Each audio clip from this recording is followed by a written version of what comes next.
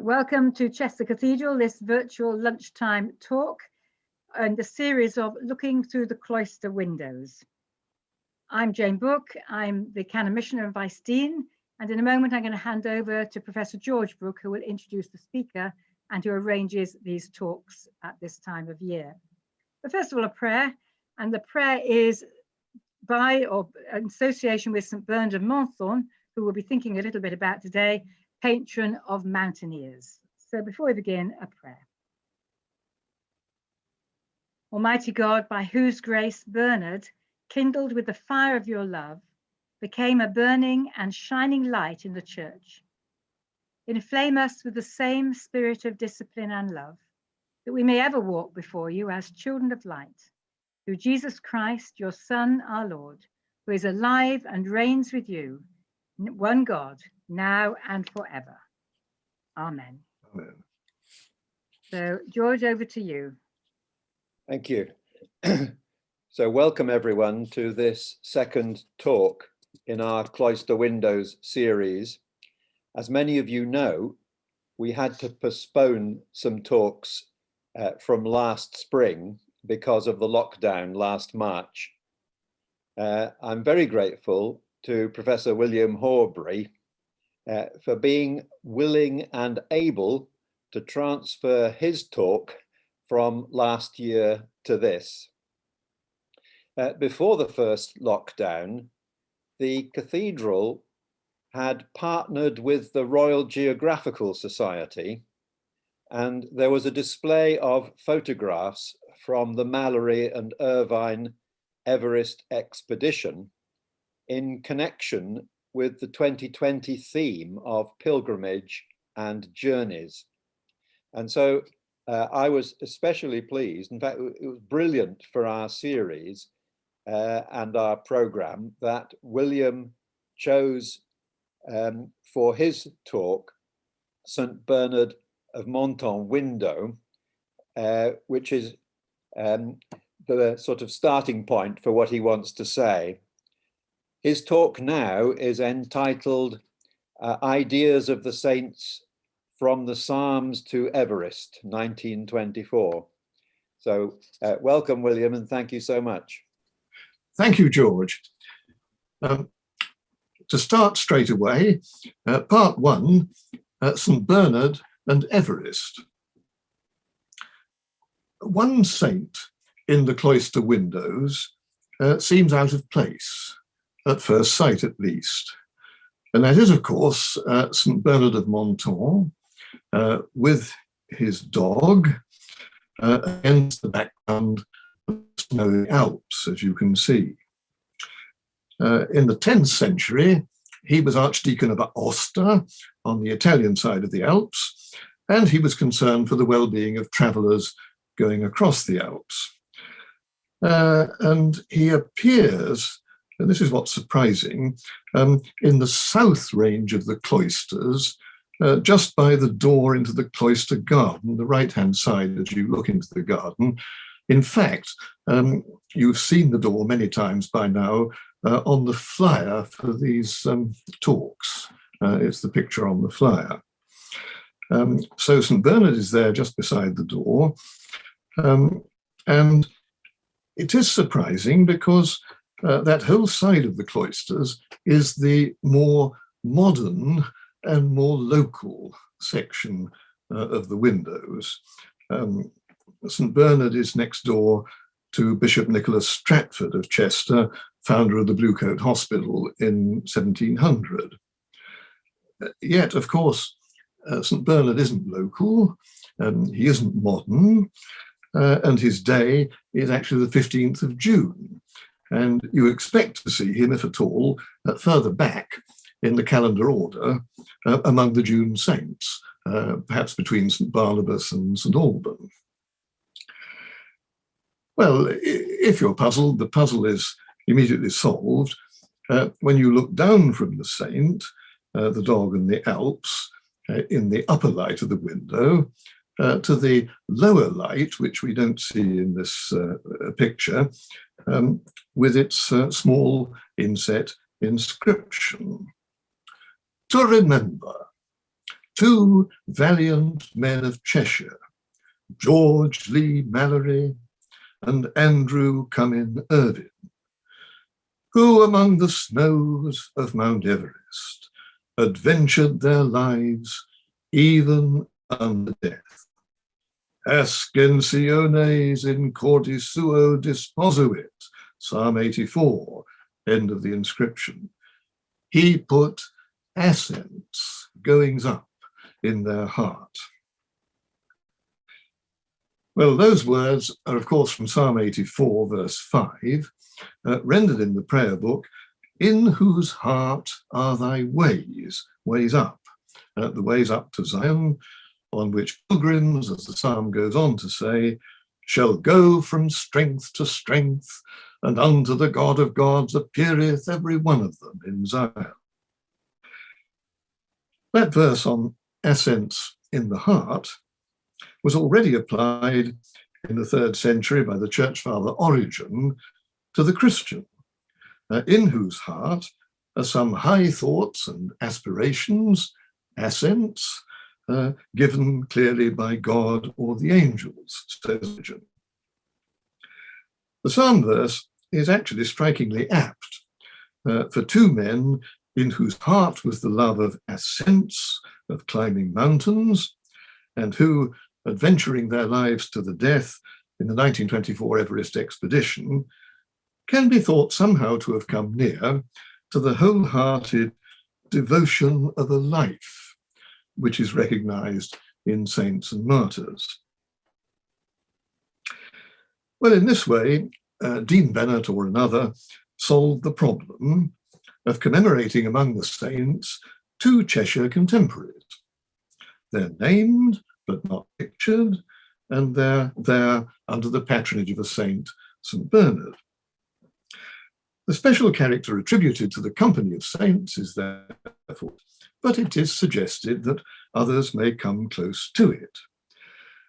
And this window, therefore, illustrates our subject today, the ideas of the saints and their fluid boundaries. In Scripture, these various conceptions of the saints appear, I think, perhaps most fully in the book of Psalms, wherein those who made this window found an answer full of suggestion to their problems. Now, at that point, I try to stop sharing my screen and see what happens. And I can see George. I hope that's right. Can you see me, George? I seem to be on. Yes, that's fine. You're absolutely fine. Perfect. And you can hear me all right? Yes, just continue, William. That's great. Thank you. That brings us then to part 2, the saints in the Psalms. Behind our word saint are two Hebrew words, chassid, meaning devout, and kadosh, meaning holy. Chassid has its history in later Judaism as a word for members of pious movements, like the Hasidim in the medieval Rhineland, or the 18th century and later Hasidic Eastern Europe. Kadosh is used in the Psalms above all for holy ones who are heavenly beings, gods or angels who surround the Lord both in heaven and in his holy place on earth. They are the council of the saints, or the congregation of the saints, in the words of Psalm 89. But kadosh is occasionally used for the devout on earth. The use increased, and in post-biblical Judaism, the word was applied to martyrs as holy ones. When the Psalms were put into Greek, round about the 2nd century before Christ, chassid was usually represented by hosios, meaning devout, and kadosh by hagios, meaning holy. But the Latin renderings of the Greek Psalms, made in early Christian times, often use the Latin word sanctus, holy, for both Greek words. And its sanctum, through French, gives us the English word saint. Welsh sant stayed, as you hear, closer to the Latin. Saint is the word used accordingly in the Psalms in the older English biblical translations, including the prayer book Psalms, but more recent versions almost always use other words.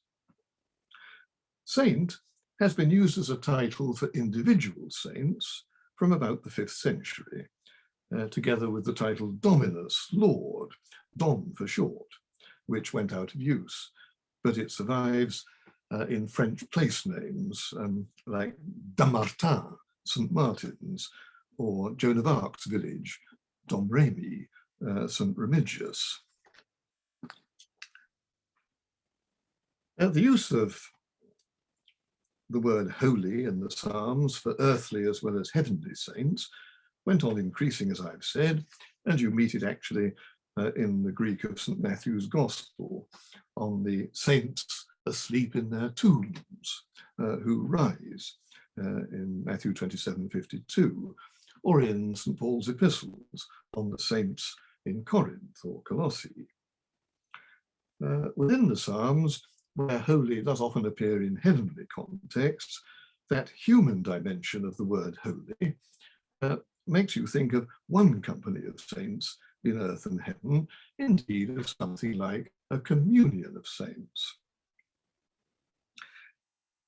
The heavenly and earthly settings maybe meet in the prayer which the Hasid, the saint on earth, directs towards the sanctuary in connection with sacrifice, as you find in Psalms 4 and 5.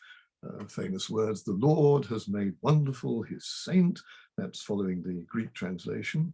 When I call upon the Lord, he shall hear me. Stand in awe and sin not. Commune with your own heart and in your chamber and be still. Offer the sacrifice of righteousness and put your trust in the Lord. Early in the morning will I direct my prayer unto thee and will look up. I will come into thine house, even upon the multitude of thy mercies. Other aspects of the saints are picked out in their titles in the Psalms. They're not only out and holy, but they're also righteous, the congregation of the righteous in Psalm 1. And it's they, the righteous, who will reign in God's kingdom. Psalm 37, the righteous shall inherit the land and dwell therein forever. And the company of the righteous overlaps with the meek and those who patiently wait on God. For in Psalm 37, these too will inherit the land. And the overlap between the righteous and the meek reappears in the Sermon on the Mount when Psalm 37 is echoed. Blessed are the meek, for they shall inherit the earth. Blessed are they that do hunger and thirst after righteousness, for they shall be filled. Matthew 5:5-6. And with overlaps, God guards the souls of his saints, Psalm 97, but in the wisdom of Solomon, the souls of the righteous are in the hand of God. One more title of the saints, extending the idea a bit further in the Psalms, is the friends of God. The friends of God, we know it only through Greek and Latin versions of Psalm 139, verse 17, but to a translation of the Hebrew. The psalmist exclaims, "For me, how greatly honoured are thy friends, O God! How steadfast are their dominations! If I reckon them, they are more in number than the sand." With friends, one might think of the patriarchs, especially Abraham, the friend of God. And in medieval times and later, the verse has been an introit for Feasts of the Apostles on the basis of John 15, ye are my friends. But in the psalm, they're in fact more in number than the sand, almost countless. And they seem to be the saints and martyrs of the Old Testament who form a great cloud of witnesses, as in Hebrews 11 and 12. Compare again the Book of Wisdom, chapter 7, in all generations, entering into holy souls, wisdom makes them friends of God and prophets. So the Psalms present you with this rather flexible idea of a great company of saints, both heavenly and earthly, under various descriptions which overlap a little: the devout, the holy, the righteous, the meek, the patient, the friends of God. Compare the terms used to describe old Simeon in St. Luke's Gospel, chapter 2, righteous and devout, two of the main psalm titles. But the Psalms also show this company of the saints as permeated by divine energy in wonder working, as seen in the stories of Elijah and Elisha. And that is in the Greek Psalms again. Know that God has made his saints wonderful, Psalm 4, wonderful because his prayer is heard. Or again, for saints in his land, he has made wonderful in them all that he wills, Psalm 16. God is wonderful in his saints, Psalm 68:36, words traditionally sung at the offertory on All Saints' Day. And God is glorified in the council of the saints, Psalm 89. Praise God, it's Psalm 150, verse 1, following the Greek. And together, these psalm verses, of course, suggest visions and miracles of the saints.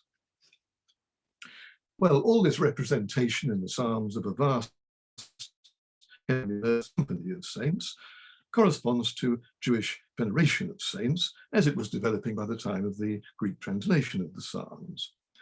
The saints are viewed as intercessors, for their prayer is heard, Psalm 4, verse 4, and also as martyrs, though that term is not yet used. For what can be called a cult of saints and martyrs, compare the sayings in the Gospels. You build the tombs of the prophets and garnish the sepulchres of the righteous, Matthew 23:29. Or again, O Jerusalem, Jerusalem, which killeth the prophets and stoneth those that are sent unto thee, Matthew 23, verse 37. And of course, that views the prophets above all as a long line of martyrs.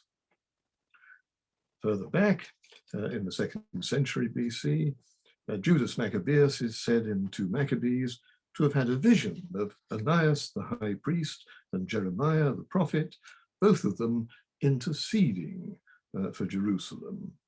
And at the same time, people cherished the stories of the old scribe Eleazar and the 7 young brethren and their mother who suffered torment and death rather than sacrifice to pagan gods, 2 Maccabees 6-7. That brings us to part 3, Martyrs and the calendar.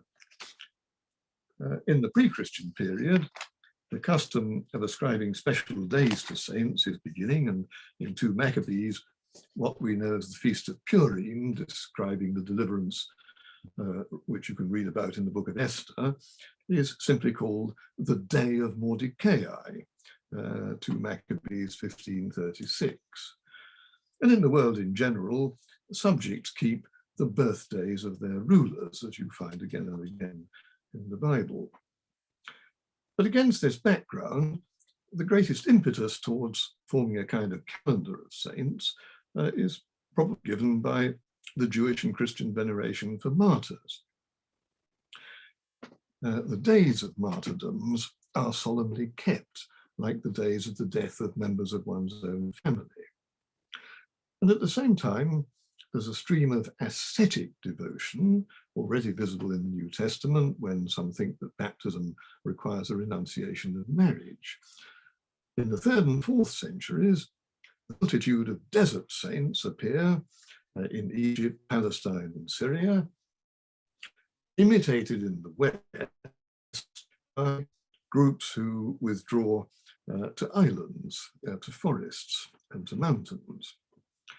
The days of the martyrs are therefore joined by those of virgins and abbots, and New Testament recognition of the sanctity of married life, that means that you also do get in the end the days of matrons, confessors, and bishops. But for a long time, all these new commemorations build on the foundation of Old Testament saints. And when St. Cyril in Jerusalem in the 4th century is explaining the liturgy, he says, "We make mention in our prayers of those who have fallen asleep before us, first of patriarchs, prophets, apostles, martyrs, that God would, at their prayers and intercessions, receive our supplication also." Names in local calendars would probably roughly correspond to those remembered in that first division of the names of the martyrs, patriarchs, prophets, apostles, martyrs, and then you get after that the other departed. Martyrs give an impetus not just to the formation of calendars of saints, but also to the inclusiveness of the whole idea of sainthood. Martyrs, of course, really recall, you probably remember the jesting second couplet of one of E.C. Bentley's Clerihughes, which runs, "There is a great deal to be said for being dead," because the main thing about the saints is precisely, the martyrs, I beg your pardon, is that precisely they're dead. And we often know little or nothing otherwise about them. They may not have excelled in virtue, it doesn't matter, because in the end they suffered and gave their lives. Also, in the nature of things, martyrs often suffer in a group, sometimes a very big one. And this is reflected throughout the history of martyr remembrance, from the 7 Maccabean brothers, the Egyptian Christian holy who had been martyred with their commander, St. Maurice, to the 21st century group of Melanesian brethren who are commemorated in the south transept of Chester Cathedral. In such groups, you can hardly know about all of them. But we probably agree with the result which was reached. It was well expressed by Solomon Schechter, a Jewish scholar himself from a Hasidic family, who sympathized with both Jewish and Christian veneration of saints. And he wrote, "The sufferer, far from being considered as someone with a suspected past, becomes an object of veneration on whom the glory of God rests. By a series of conscious and unconscious modifications, he passes from the state of a sinner into the zenith of the saint." Schechter's describing what happened in ancient Judaism, but his words apply very much to the Christian martyrs, and one can think for a moment again here of the commemoration of Mallory and Irvine in the cloisters. And that brings us to the last section, heroes and mythology. A great modern student of the traditional lives of saints and martyrs, the Belgian Hippolyte de la Haye, distinguished what he called epic lives from historical lives. Epic seeks to give an inspired presentation true to the tradition as it has come down. History is concerned rather to give a true account of past events in the light of reliable witness. In the epic lives, saints and martyrs become heroes, like ancient heroes such as Hercules, who through his labors and sufferings gained a place among the gods. One example is the legend of St. Catherine of Alexandria, a Christian philosopher outstanding for wisdom, learning, and beauty. And she confutes 50 philosophers brought to argue against her, convinced they themselves, like her, become Christian martyrs. A humbler but distinctively epic theme is the affinity of saints for animals. So St. Peter, in his Acts story, probably going back to the 2nd or 3rd century, sees in a very large dog tightly tied up by a chain. he sets the dog free, and it gratefully speaks to him and agrees to be his messenger to St. Peter's opponent, the sorcerer Simon Magus. And the dog goes as a messenger to Simon Magus's house and says on behalf of Peter, "Where are you?" Simon Magus says, "Tell Peter I am not at home." And the dog, disgusted by this reply, gives a prophetic denunciation of Simon as a complete villain in its wonderful, deep mastiff's voice. It then returns to Peter, tells him again prophetically that he will win his contest with Simon, and then lies down quietly at St. Peter's feet and dies. Well, a very typical story, one of many about beasts and saints, which are of value, I think, not just for sentimental reasons, but more deeply, as I'll try to say in a minute.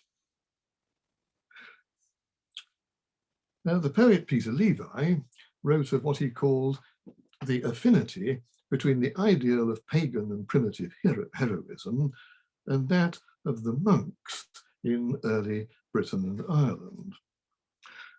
From about the 5th century onwards, the so-called Celtic saints in Wales and Devon and Cornwall and Brittany and Ireland, followers of the Desert Fathers, have legends which even more clearly become epics. A great example is the tale of the navigation of St. Brendan to the land promised to the saints.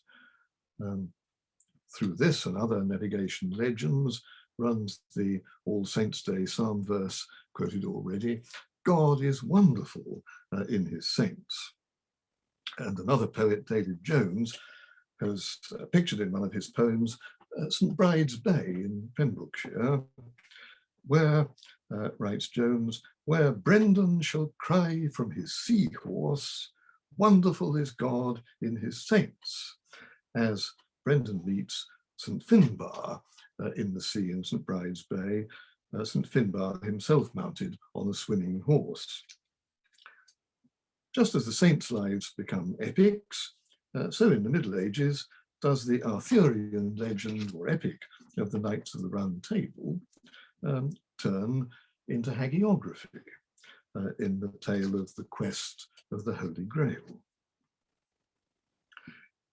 The tension between epic and history in the lives of the saints comes to a head in the early 16th century when William Caxton had printed in the late 15th century his own translation of perhaps the most popular collection of lives, The Golden Legend of the 13th century Dominion Origine. In 1485, he also printed Mallory's Morte d'Arthur.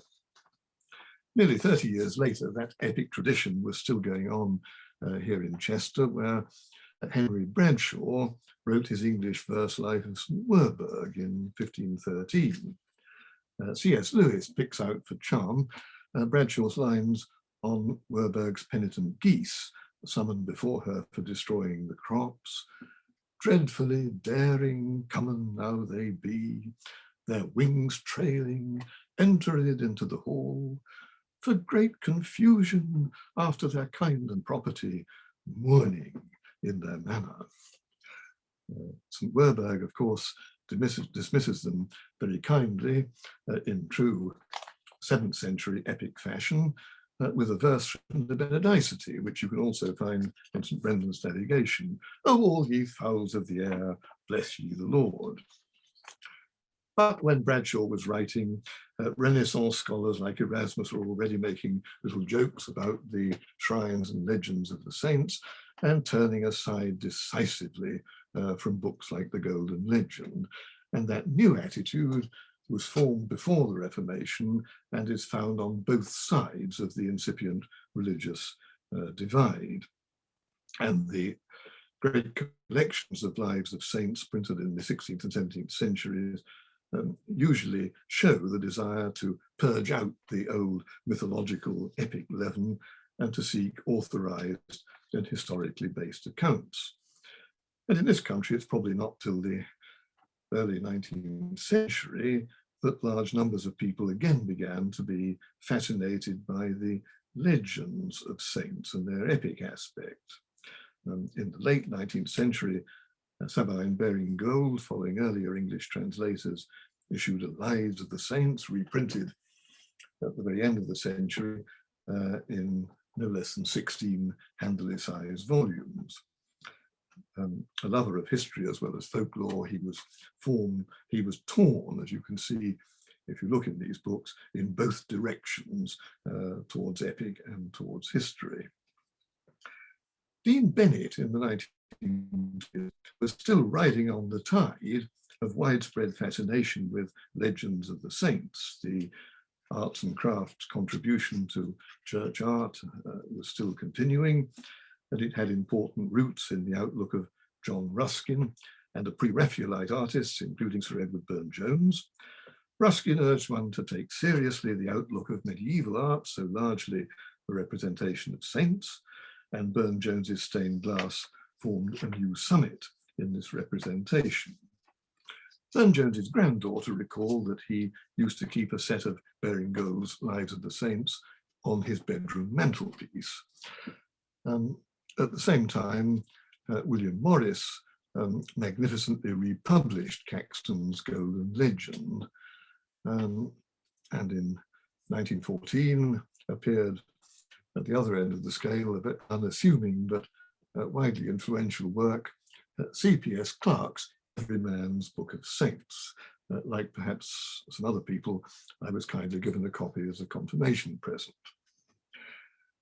The scheme of the cloister windows was part of an at least threefold concern of Dean Bennett with the saints, manifest in the War Memorial, of which George spoke last year, the cloister windows, and the revival of the cult of St. Werburgh. The scheme of the windows arose against the background of work on the War Memorial, which in itself is a great representation of appropriate saints, bringing together with patron saints, St. George, St. David, and St. Werburgh, two other soldier saints, St. Alban and St. Maurice, and their angel patron, St. Michael, General of the Heavenly Host, all depicted in statues running round the memorial. And the theme of the saints, of course, appeared in thought during the Great War itself, as well as in the years of its memorialization. And a memorable sign of that at the beginning of the war was Arthur Machen's September 1914 short story, The Bowman, about the brave and perilous retreat of the British Expeditionary Force from Mons under overwhelming enemy attack. And in the story, one soldier in the retreat remembers how a vegetarian restaurant in London, which he used to go to, served food on plates with a representation of St. George in blue, surrounded by the Latin motto, "May St. George be a present help to the English." These plates, we may interject, were evidently in what we now call the arts and crafts style. As the soldier knew Latin and other useless things, says Machen, and as the grey ranks of the enemy in large numbers were only 300 yards away, he uttered, says Machen, the pious vegetarian motto. And the roar of battle died down, and he seemed to hear a great voice and a shout crying, "Array, array, St. George, Messieurs St. George, ha, St. George, a long bow and a strong bow." And he seemed to see a long line of shapes with a shining about like men drawing the bow, and a cloud of arrows flying towards the enemy hosts. And the story concludes that soldier, who knew what a vegetarian diet is like, knew also that St. George had brought his Agincourt bowman to help the English.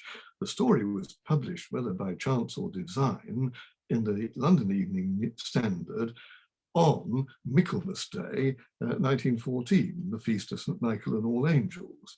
and it's credited with having helped to give rise to the celebrated legend of the Angels of Mons. And so after the war, angels and saints naturally reappear in memorials by no means only here in Chester, and a striking example is the Scottish National War Memorial in Edinburgh, which, despite deference to the Presbyterian aspect of Scottish tradition, still has statues of St. Michael, angels, St. Andrew, and St. Margaret of Scotland, and reliefs of animals and birds who served in the war.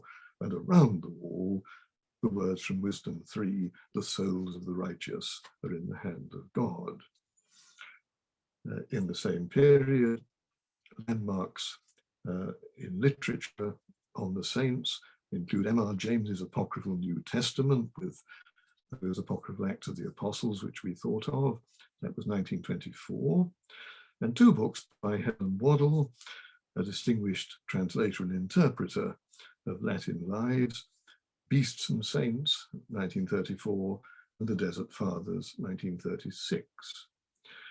Its scheme for the cloister windows fits, as we see, closely into all this early 20th century context of thought on saints and angels.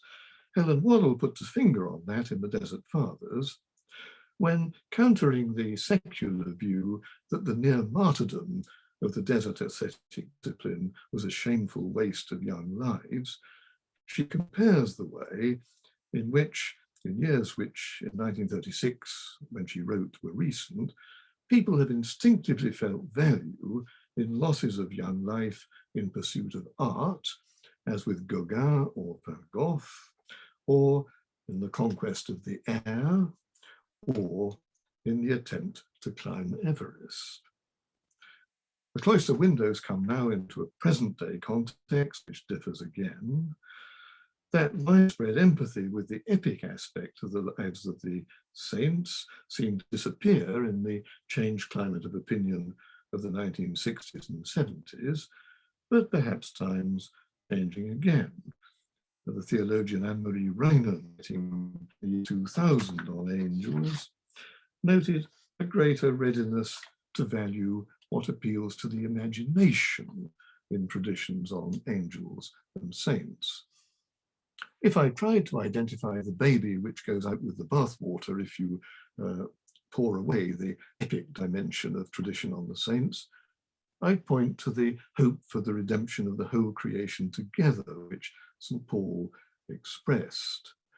The wonders of God in his saints, with their covenant with the stones of the field and the beasts of the field, and their representation of Christ in the desert with both beasts and angels, remind one of Romans 8 on the whole creation groaning together until now, waiting, says St. Paul, for the adoption, waiting for the revelation of the sons of God, that vision of angels and saints which we've been glimpsing, the sign of the redemption of all beings and all things together. At any rate, one potential of those cloister windows presenting the epic of the saints is to help to revive the pact in our religious thought and feeling between reason and imagination. Thank you. Thank you very much, William. Fascinating contextualization of the windows as a complete set. And also some really interesting questions arise concerning quite how and whether Mallory and Irvine themselves might be considered saints. Yeah. I've been very struck reading about them that the memorial service to them in St. Paul's Cathedral was attended by the king. Yes. It was a massive popular acclamation of their failure. Yes, absolutely. Absolutely. So we have a few moments for a couple of questions. Who would like to begin? Mary, please.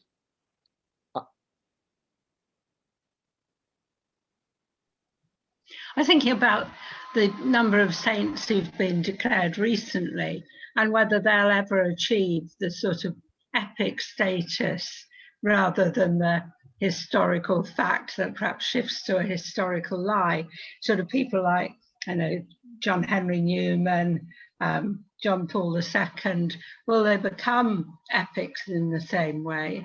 Or will they have a different sort of status in centuries to come from the saints that we can look at in the past? I think they are the result of a process of canonization which arose in Western Christianity in quite modern times, which is itself focused very much on the historical dimension rather than the epic one. And so even the aspect of miracle is strictly regulated. You need to get a certain number, but also the history of the life has to measure up to what's required. But I think even in the case of modern saints, you might, and modern Western saints, because in the Orthodox Church this is still not quite so regulated in this way, but in the case of modern martyrs, I think you'd still find the same point which I've been stressing, that quite often it's the death which is still the main thing, which brings them in the aura of sanctity. How all these people will be remembered in the future, I'm not sure, but I wouldn't be surprised if nature doesn't have its revenge and if lead doesn't accumulate once more, even round a figure like Newman. Yeah,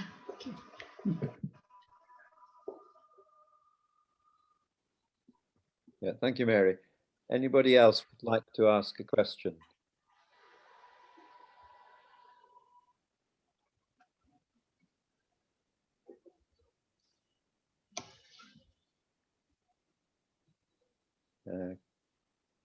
Can I see anybody?